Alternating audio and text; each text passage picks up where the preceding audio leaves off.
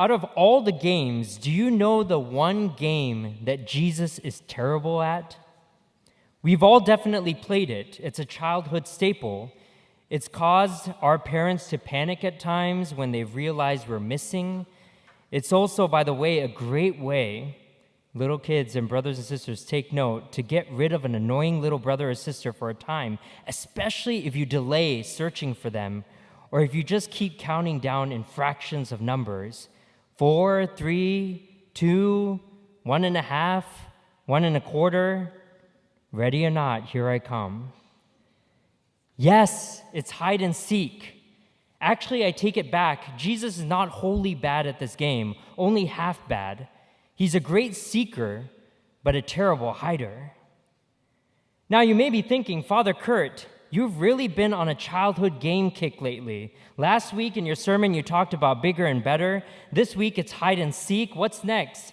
The theological implications of peekaboo? But hear me out. As I was reading today's gospel, I couldn't help but notice that Jesus and his disciples try to hide. In fact, last week's gospel tells us that Jesus and his disciples slip away because the crowd tries to make him king after the miracle of the multiplication of the loaves and fish. But this week's continuation shows the crowd's seeking, and it doesn't take them long to find Jesus.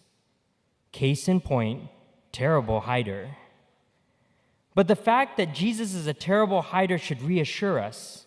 You see, God doesn't hide from us. In fact, God never abandons us. And if we can't seem to find or see Jesus, it's not because he wants to keep us at an arm's length. We're just looking for him in the wrong places or seeking him for the wrong reasons.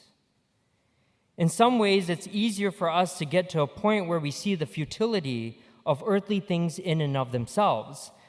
I remember in 2005 when Tom Brady won the 3rd Super Bowl, he said something surprising in his interview. He said, "Why do I have 3 Super Bowl rings and still think that there's something greater out there for me?" I mean, maybe a lot of people would say, "Hey man, this is what it is. I reached my goal, my dream, my life." And me, I think it's gotta be more than this. The world is actually filled with quite a few examples of people who were seeking some earthly goal of money, power, and fame, achieved it, and then left wondering, wow, I still feel empty. Because in the end, no earthly goal or accomplishment can fill the hole in our hearts that only God can fill. But less easy to detect is when we sometimes start to blend earthly goals and wrap them under the guise of something religious. So this is innocent enough, but how many of us have prayed to win the lottery? Hey, I'm not one to pass judgment. I still remember at the beginning of this year when the Powerball was at 730 million, and maybe your prayer sounded like this. This is not based on actual experience, of course, just hypothetically.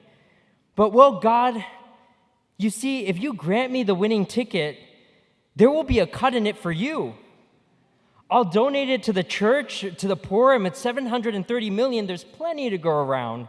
It's a win-win situation. And you got to think that God is up there looking at us in our prayer, doing a face palm as he listens to us. Because what's stopping us from just helping the church and the poor now, even with the little that we have?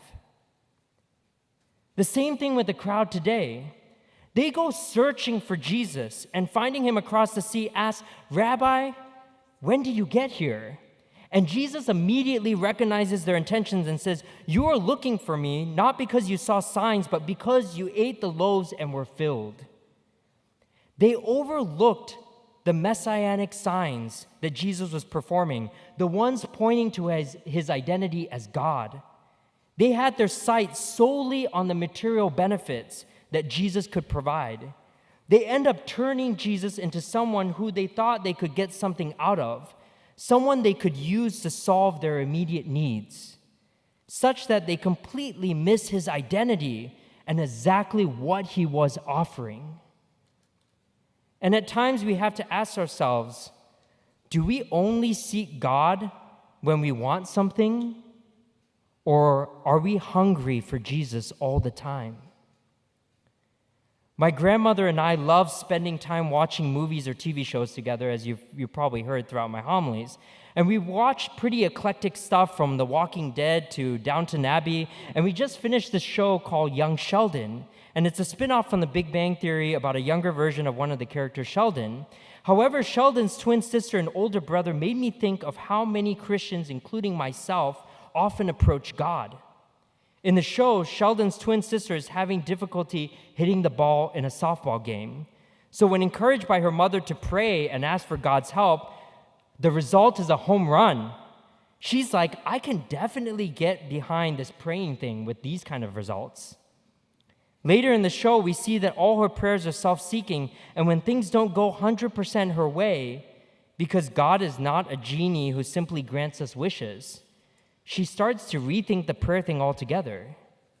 And then Sheldon's older brother joins Bible study, and he ends up getting baptized because a girl he likes has a conversion and is involved in the church. He goes to church to spend time not with God, but with the girl. And we've probably all done similar things and may use God for our own purposes and self-interests.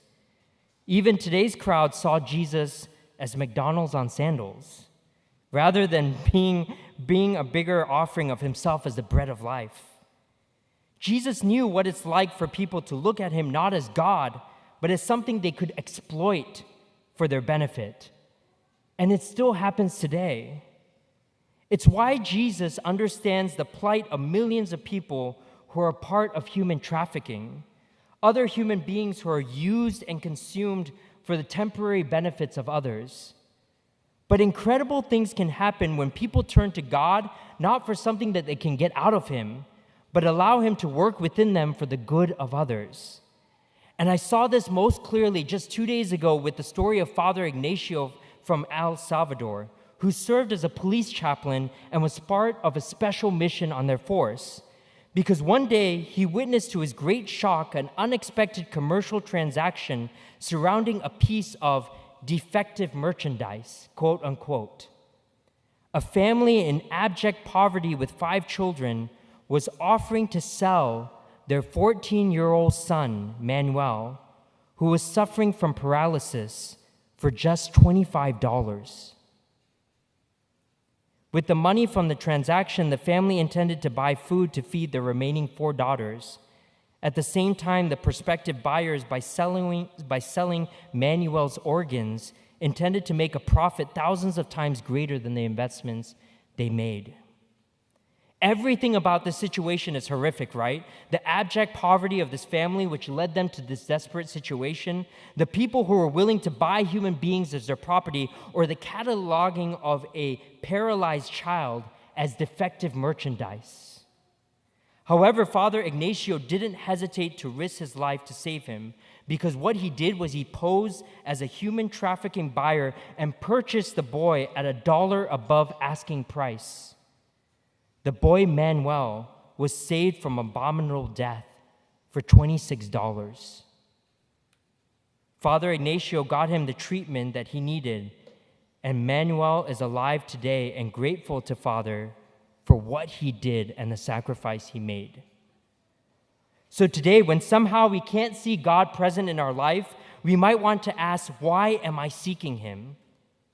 May this seeking bring a purification in our hearts and in our attentions, so that as we consume the Eucharist that we're about to receive from this altar, the bread from heaven, we may become more like who we consume, Jesus Christ himself, and allow him to accomplish the works of God through us.